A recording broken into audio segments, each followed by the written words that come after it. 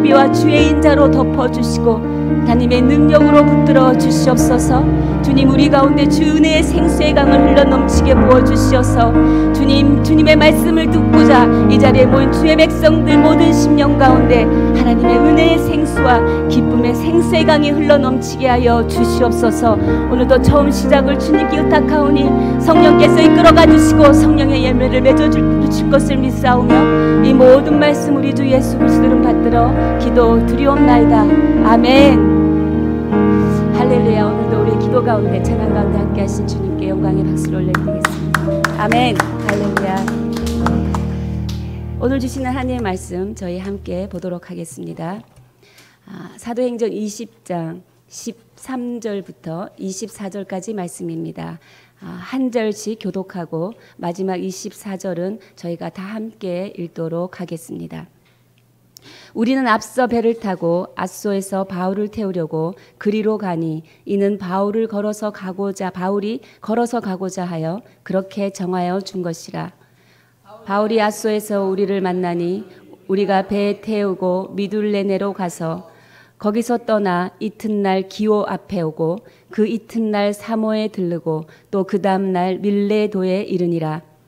바울이 아시아에서 지체하지 않기 위하여 에베소를 지나 배 타고 가기로 작정하였으니 이는 될 수 있는 대로 오순절 안에 예루살렘에 이르려고 급히 가미러라.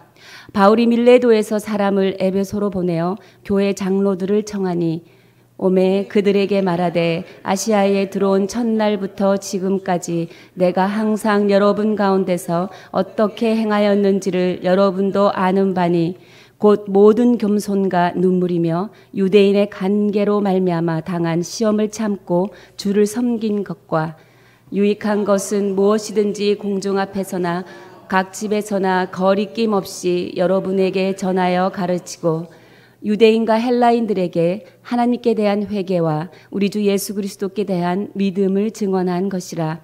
보라, 이제 나는 성령에 매여 예루살렘으로 가는데 거기서 무슨 일을 당할는지 알지 못하노라.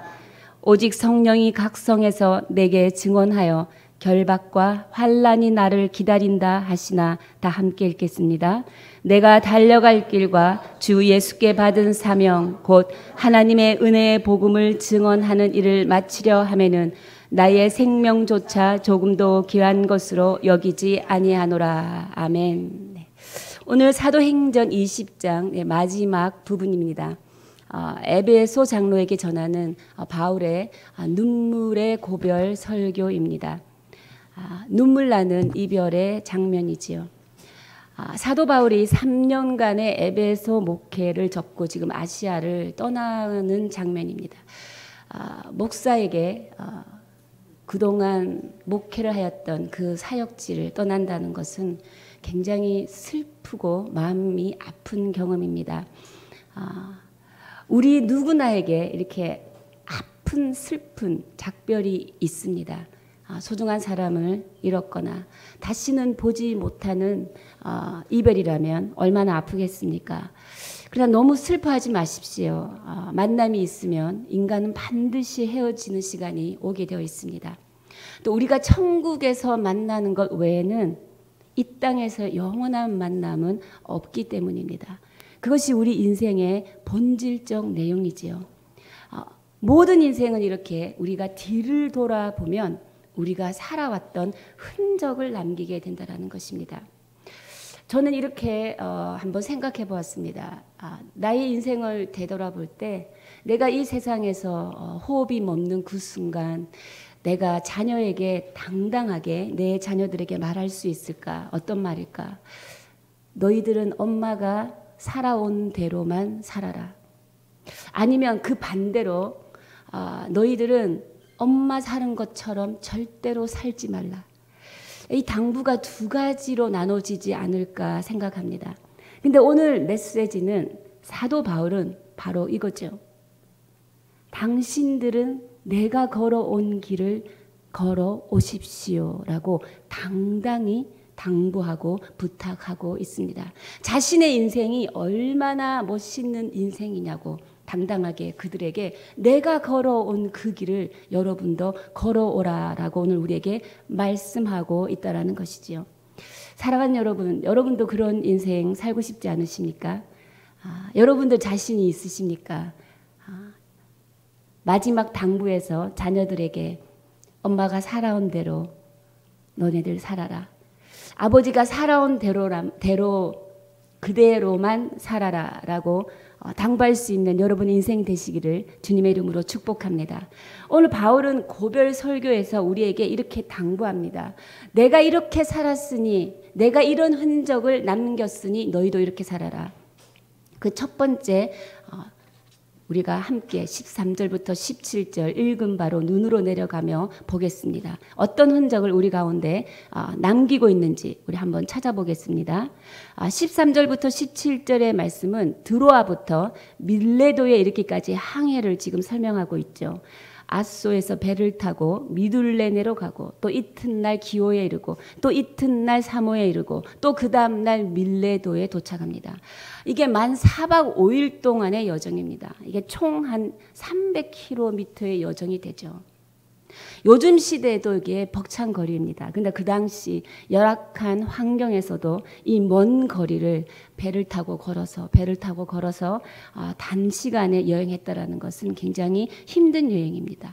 근데 16절에 보면 바울이 아시아에서 지체하지 않기 위하여 16절 끝에 보면 급히 감이라. 근데 바울은 어느 순간도 지체하고 니적거리고 하지 않고 달려갈 길을 끝까지 충성하며 복음을 전했다라고 우리는 알 수 있는 것입니다.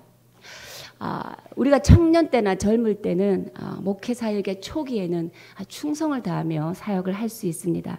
그러나 나이가 들어서 끝까지 충성한다는 거 쉽지 않은 것입니다. 어떤 학자는 사도 바울을 이렇게 표현합니다. 사도 바울은 늙지 않는 상록수다라고 표현하죠. 그의 인생은 표대를 향하여 나아가고 있었죠. 정진하고 있었습니다. 부르신 그 부르심의 상을 보고 순종하는 영혼이었죠. 오늘 이 시간 우리에게 어떤 흔적을 말하고 있습니까? 바울처럼 소명을 발견하라라고 첫 번째 우리에게 말하고 있습니다. 바울의 인생은 어떤 인생입니까? 오늘 20장에 나오는 본물은 우리가 바울의 인생을 우리가 한번 더듬어보고 되돌아보는 시간, 귀한 시간을 가지는 시간입니다. 바울의 인생은 우리가 다 알다시피 다메섹 도상의 그 전과 다메섹 도상 그 후 기점으로 그 인생이 나누어지죠.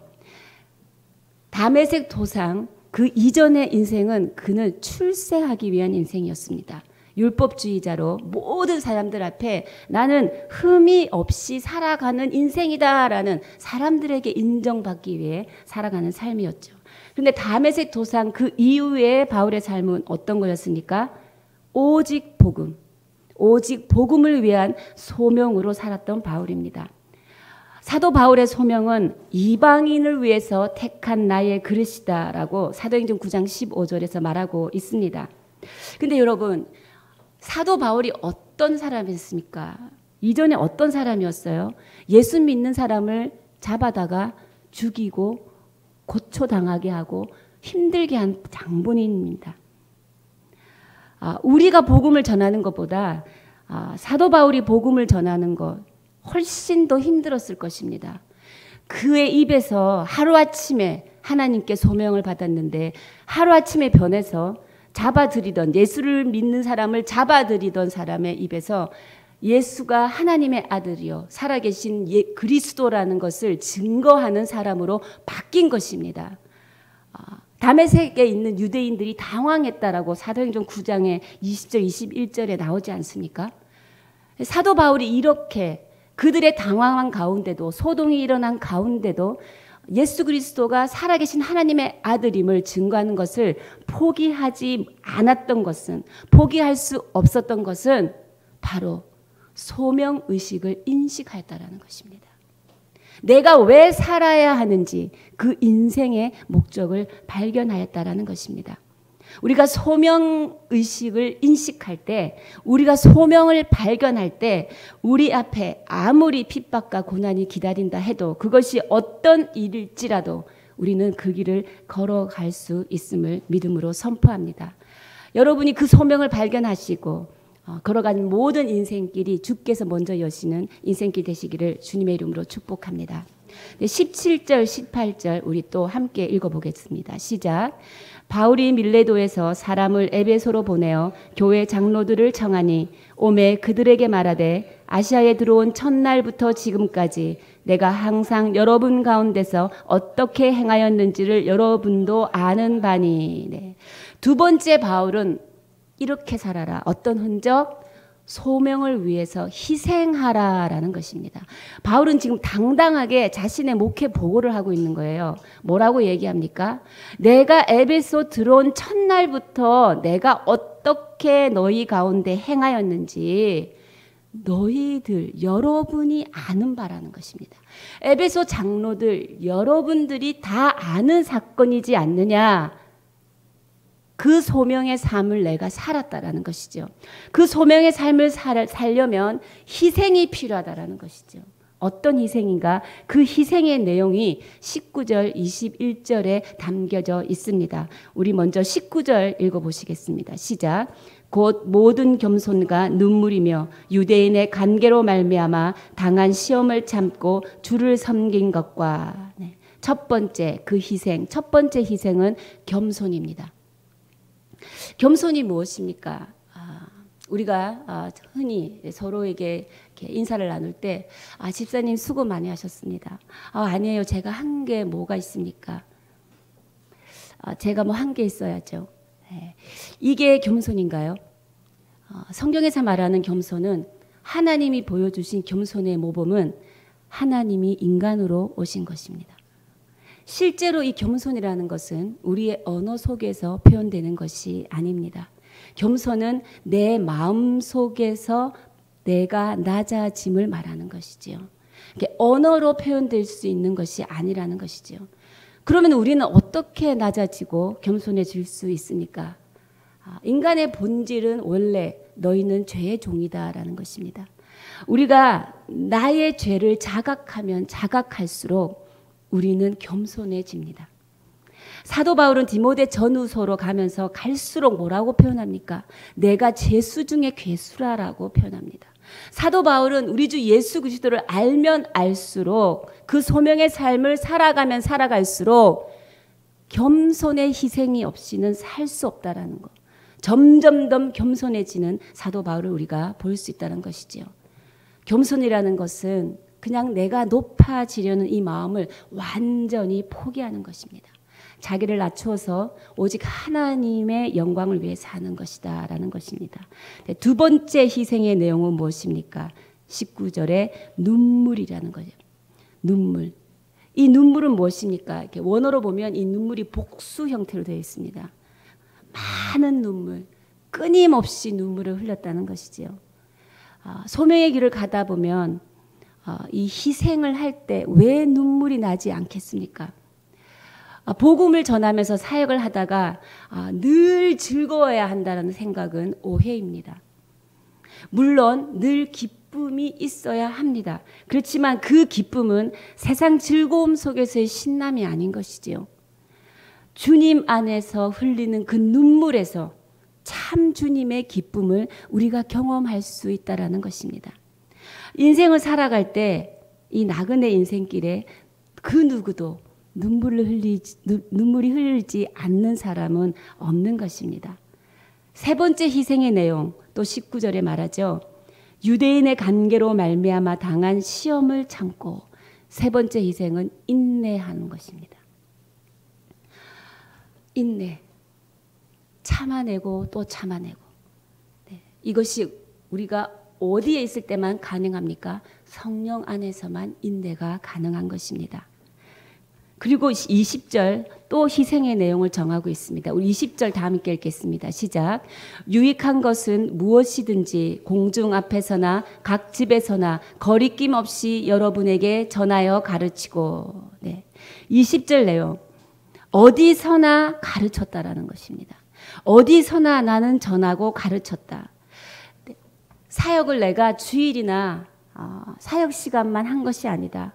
언제 어디서나 상관없이 성도들을 위해 유익하다면 나는 내가 가진 모든 것을 쏟아냈다라고 말하고 있지요.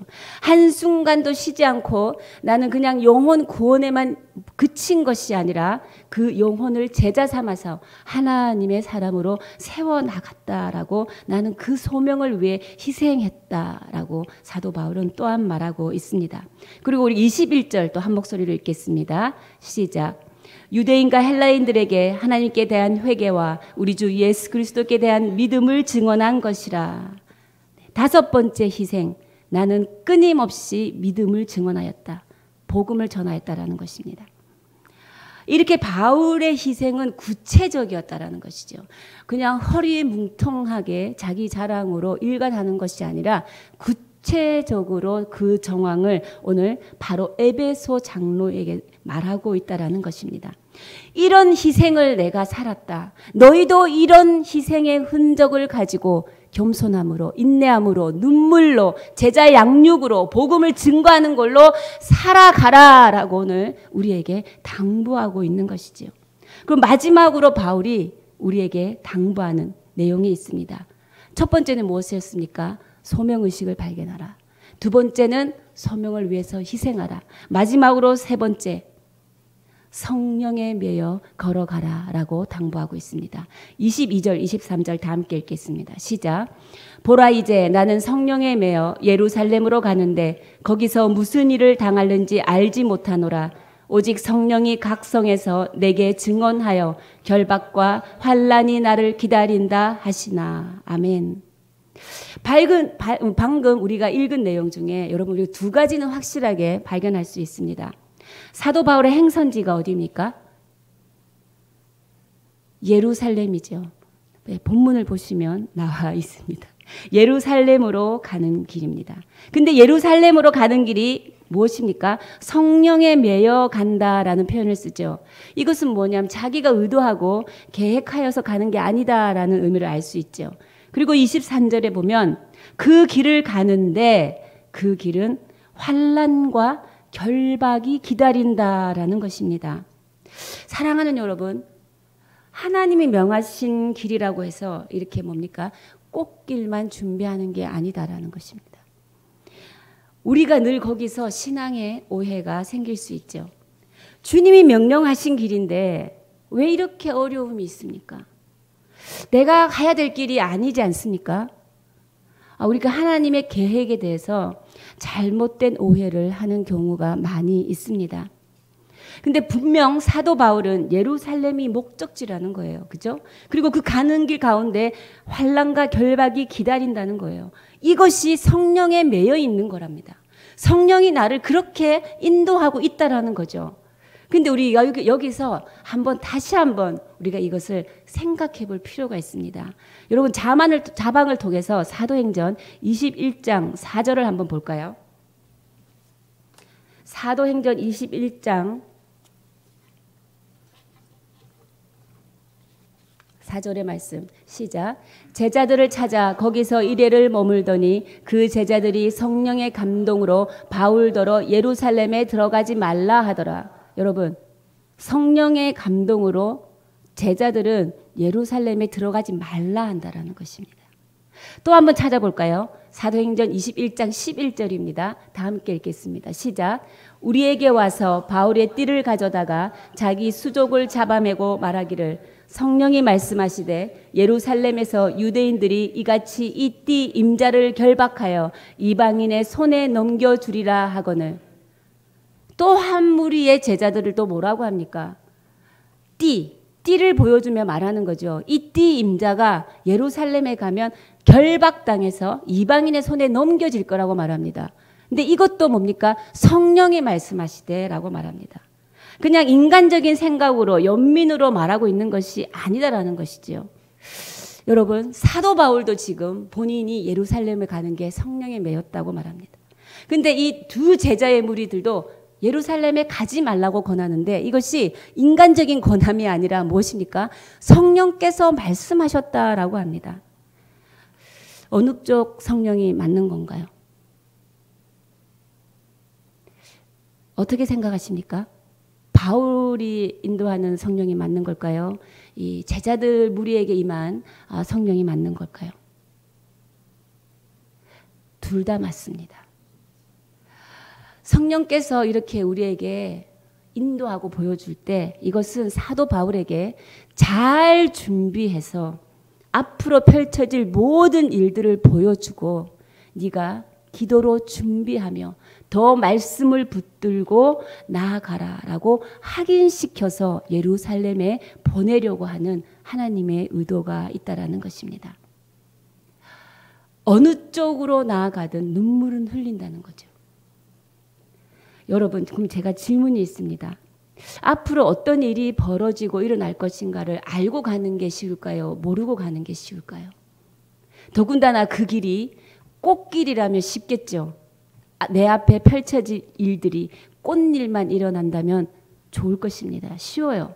그렇지만 내 앞에 일어나는 것이 결박과 환난이다. 그리고 지금 제자들도 말하지 않았습니까? 이 띠의 임자가 묶여서 이방인의 손에 넘겨지고 결박당할 거다. 그 길은 분명히 결박과 환난이 있는 길인 줄 알고 가는 것입니다. 모르고 가는 게 쉽겠죠. 근데 이 길을 걸어가면 어려움을 당한다는 거 빤히 아는데 걸어가는 것입니다. 쉽지 않은 길을 오늘 사도 바울은 걸어갑니다.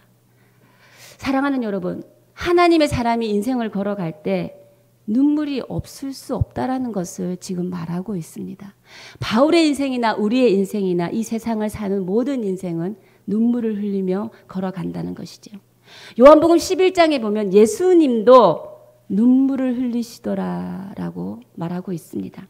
우리 모든 나그네 길은 이렇게 눈물을 흘리면서 눈물로 씨를 뿌리며 걸어가는 인생이라는 거지요. 시편 120편 6절 이렇게 말하죠. 울며 씨를 뿌린 자는 기쁨으로 단을 거두리로다.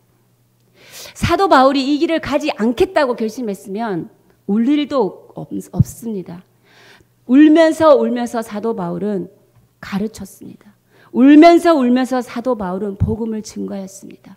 울면서 사도 바울은 앞으로 내가 예루살렘에 가면 어떤 일이 벌어질 걸 알면서 작별하였습니다.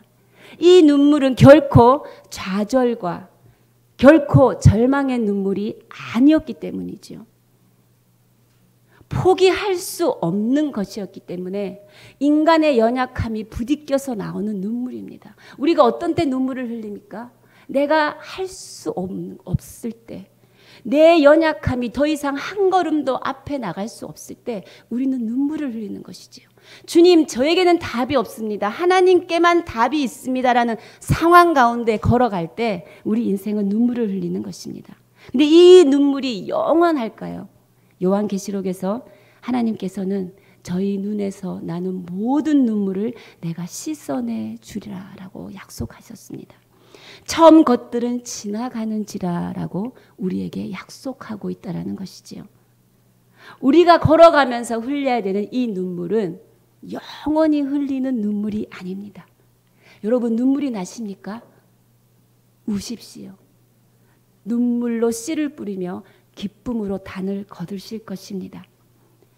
우리가 흘렸던 이 많은 눈물들을 마지막 날에 하나님께서 직접 닦아 주실 것입니다. 그날은 반드시 온다라는 것이지요. 처음 것은 지나간다라는 것입니다. 사랑하는 여러분, 이렇게 바울처럼 여러분 오늘 아름다운 인생의 흔적을 남겨서 사랑하는 자녀들에게, 사랑하는 배우자에게, 나의 소중한 사람들에게 이렇게 살아보지 않겠느냐. 우리의 마지막이 이렇게 아름다운 당부로 마감되어지는 인생의 그런 인생 되기를, 저와 여러분의 인생이 그런 바울처럼 살아가는 인생 되기를 주님의 이름으로 축복합니다. 네, 함께 기도하시겠습니다. 우리 시간 주여 부르며 통성으로 기도했으면 좋겠습니다. 이것입니다. 아마 오늘 이 자리에 하나님의 부르심 앞에 가야 될 길이 있는 사람이 분명히 있을 것입니다. 믿음으로 일어나서 그 달려갈 길을 달려가게 하여 주시옵소서.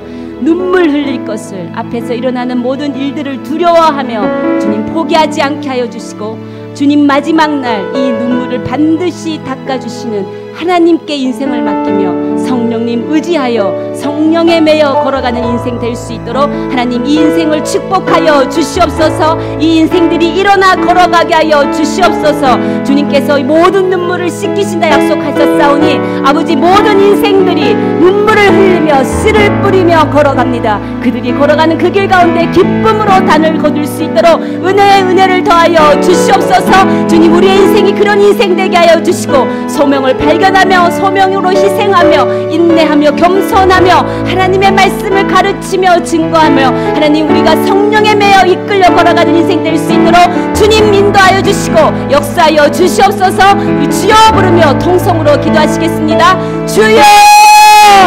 살아계신 하나님 감사합니다. 하나님 오늘도 주의 손이 주의 말씀이 우리의 인생을 붙들고 있기에 하나님 우리가 주님 안에서 소명을 발견한 인생이기에 하나님 앞으로 일어나는 모든 고난과 핍박이 있을지라도 하나님 당당하게 일어서 걸어가는 인생 되게 하여 주시옵소서. 주님 눈물을 흘리기를 원합니다. 눈물 흘릴 것을 두려워하지 않기를 원합니다. 하나님 이 눈물 하나님께서 기쁨으로 거두어 주실 것이며 나의 연약함에 부득겨 나오는 눈물이라 할지라도 그 열매는 하나님께서 맺게 하실 줄 믿습니다. 주의 자녀들이 당당히 일어나 믿음으로 걸어가게 하여 주시옵소서.